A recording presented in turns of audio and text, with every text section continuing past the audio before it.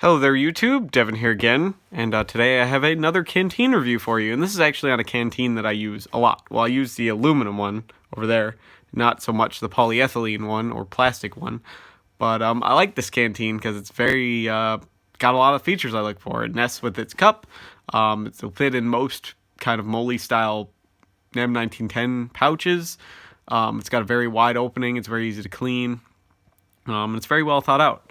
The cover that I got with, I had the Canteen, this Canteen over here for the longest time, but I recently just got the cup and the plastic version and the cover together in a set. But here we go. This is the Danish p44 style Canteen that was adopted after World War II, so kind of their Cold War period, around the like 50s, late 40s, early 50s.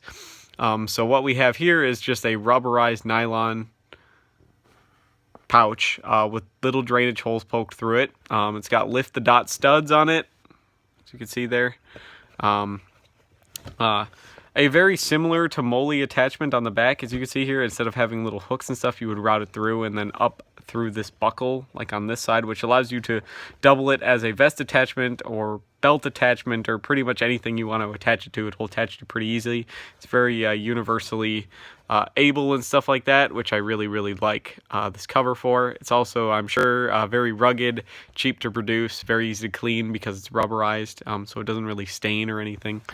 But we'll get that out of the way and we'll talk about the cup. Now, the cup here is an aluminum cup.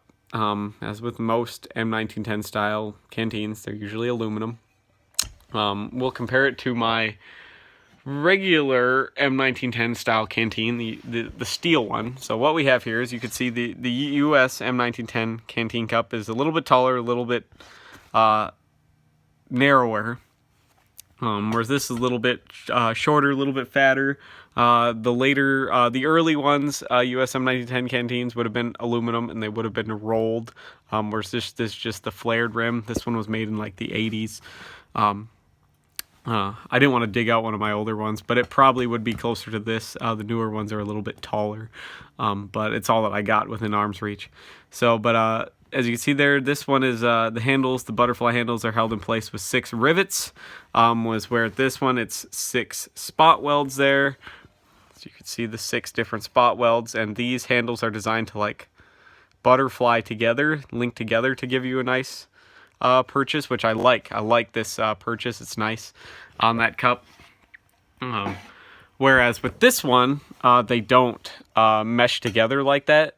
So they just hold, and it's kind of flimsy. As you can see, you could squeeze it, and they don't really like fit right together like they're supposed to. They're just supposed to mesh like that. They're just supposed to go together. Now this Canteen cup I have some problems with around the rim, because they didn't fully roll the rim. They also didn't taper it. They just left a very sharp edge on it and folded it over like halfway. So this Canteen cup has a very sharp edge on it, and yeah, I might need to file that down because it's really sharp actually. So, but other than that, it's pretty much your standard M1910 style Canteen cup.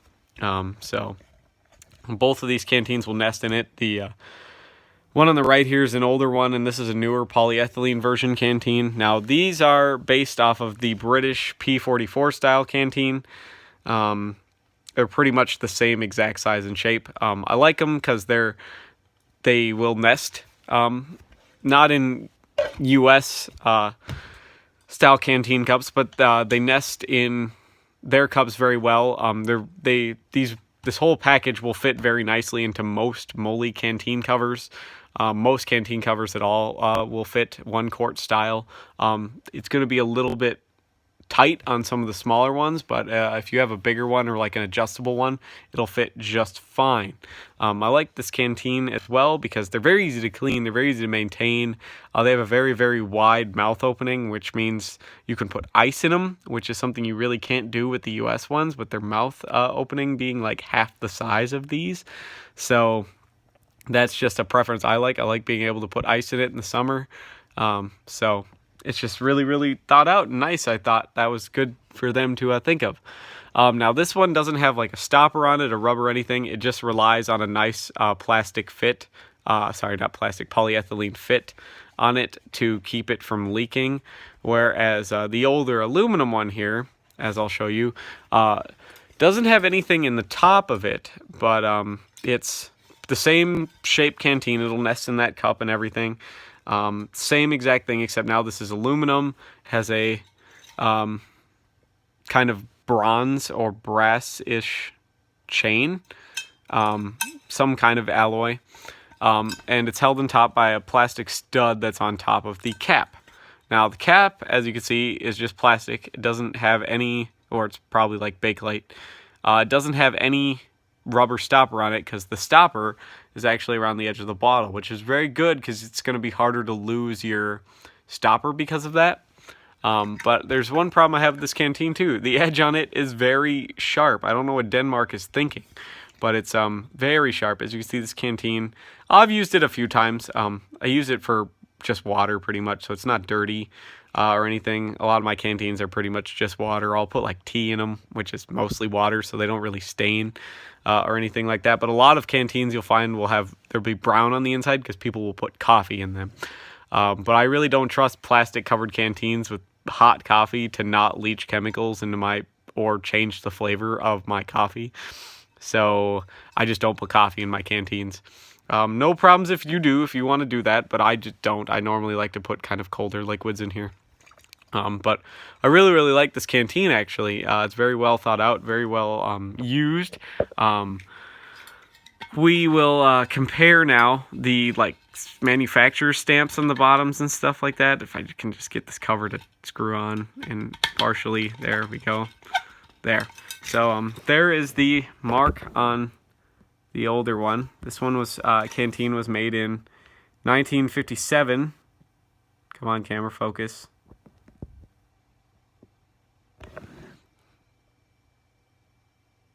Come on now.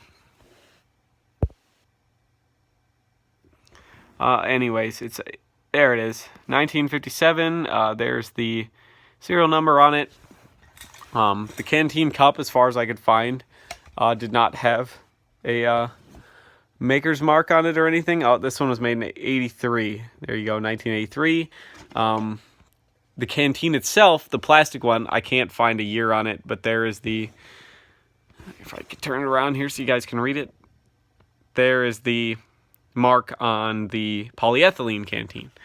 So I actually really, really like Danish surplus because I like mashup countries. If you've been following the channel for any amount of time, you know I really, really like mashup countries that blend powers and stuff like that, cultural influences.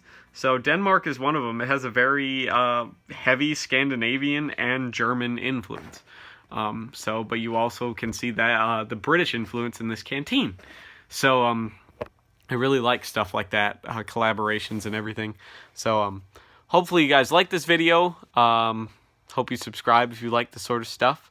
As far as I know, this is Denmark's still most recent issued canteen style. I don't know if they still issue these or if they've gone mostly to camelbacks or other forms of hydration and stuff like that. You guys can let me know in the comments if you do know. But till then, thank you so much for watching. Leave any additional information or suggestions for future videos in the comments below, and I will do my best to answer those. But YouTube's been a little wonky with me, and my schedule's been even more wonky with me. So thank you so much for watching, and hopefully I'll see you guys in the next video. Bye.